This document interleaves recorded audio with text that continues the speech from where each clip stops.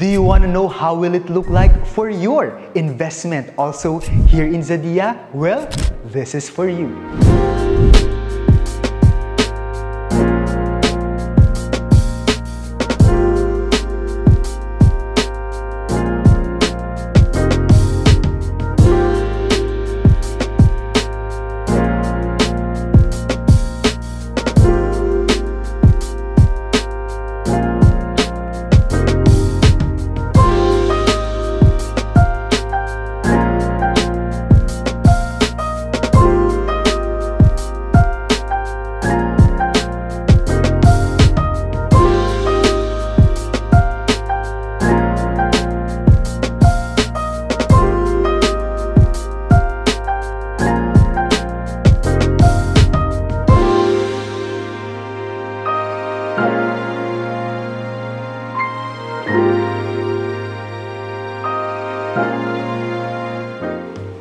We are about to see kung ano yung ginawa ng nakabili ng studio unit dito sa Zadia on his 24.9 square meter studio unit. Are you excited? I am excited also para sa lahat ng mga nakabili dito before sa Zadia here in Santa Rosa, Greenfield City. Magkaroon kayo ng idea kung paano nyo naman i-interior yung mga units nyo.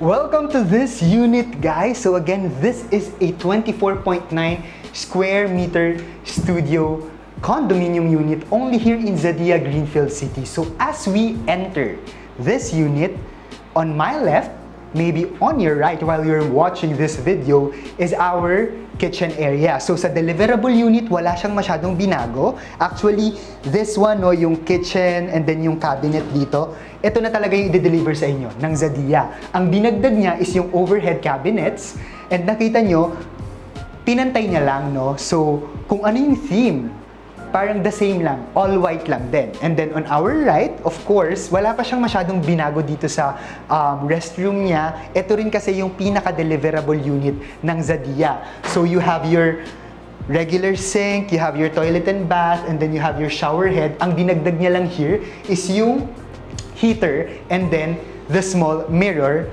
sa taas ng regular na ating sink. And then nilagyan niya ng, actually same kami, no, ng refrigerator. My unit is also a studio unit but corner. Ang pagkakaiba lang nun, a little bit bigger and then merong extra na window, pero halos ganito rin yung layout niya. Same na same yung layout. Nadagdagan lang talaga ng window on this side.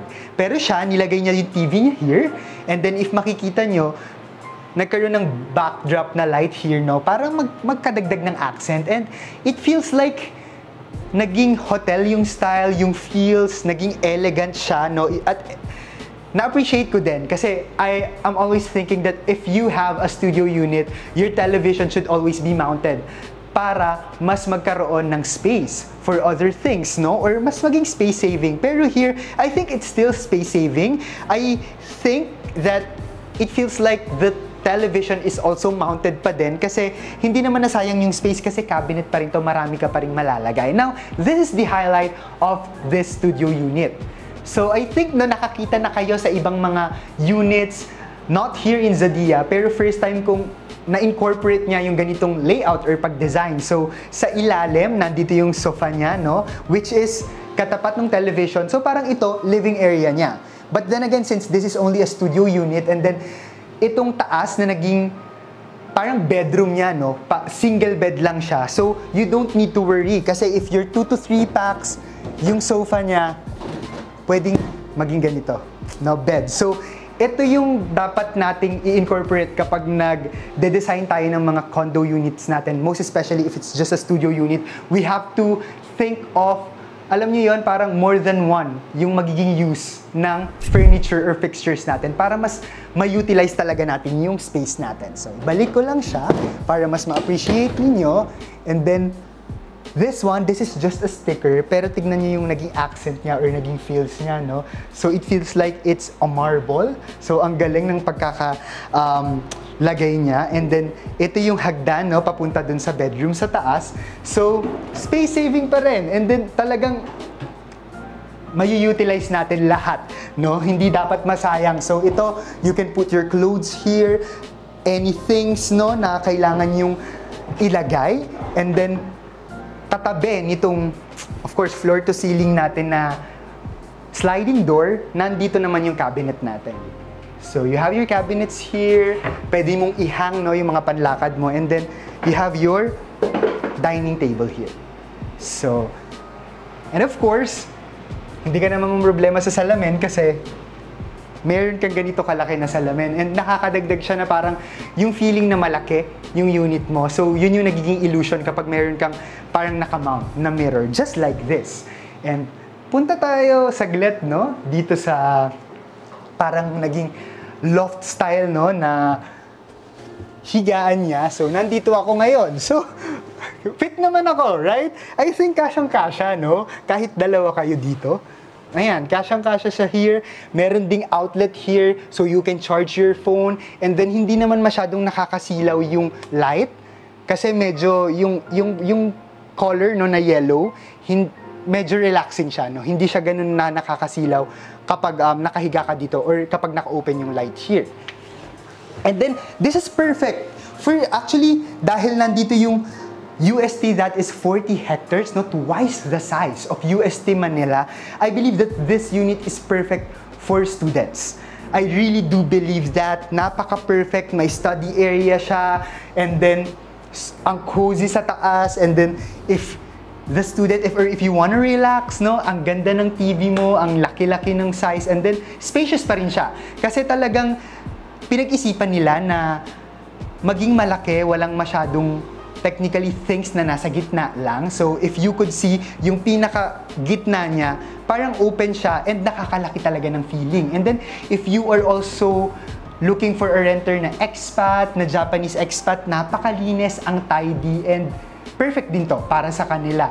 For a couple also and for small families. So I hope nakapagbigay ako ng talagang maganda na, you know, interior design kasi nagkataon na lahat or malapit na yung mga nakabili before dito sa Zadia, naaayos na nila at nata-turn over na. So I am creating these videos lalo na sa mga clients or nakabili kay Zadia abroad na wala naman dito, but very excited, of course. Exciting kapag nag-aayos ka ng unit mo or paano yung gagawin nila. So I am also here to help you guys.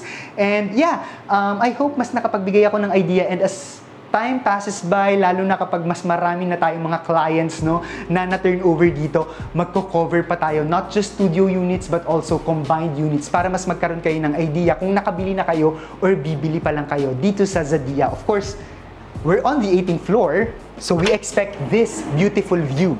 So we are at the highest floor, kaya tignan nyo yung view natin, no? So we are looking at the, I think that's Carmona Mountain Range, and then the All Home, the Vista Mall. On our left side, nakikita na natin yung Brittany or Pontevedra by Villar. Ang katapat niyan is Soledad, and of course, walking distance lang kay Paseo de Santa Rosa, the Medical City South Luzon, ongoing construction yung Vivere Hotel, and 3 minutes away only from the Eton City SLEX exit connecting to Skyway, and if you are going to North Luzon through North Luzon Expressway. So if you are looking for a condo unit for rent in the area only here in the Metro City Santa Rosa, this unit is for rent and I will connect you to the unit owner. I have my Viber WhatsApp account, local mobile number, and my iMessage, that is +63927 185 1590. I am also reachable through my business email, that's thepropertygeekph@gmail.com, my Facebook page, The Property Geek, and do not forget to always like and subscribe to our YouTube channel. This is The Property Geek, and you may also directly message me at my personal Facebook account, that is Jaire Valerio Mamaklay. I am always contributing twice a month at the Manila Bulletin Property Living section, always giving value through real estate only here in the Philippines. So do not forget to grab your newspaper every Sunday and go to the Property Living section. This is always Jaire Mamaklay, your property geek, always inviting you to come home to the Philippines and come home to the beautiful city of Santa Rosa.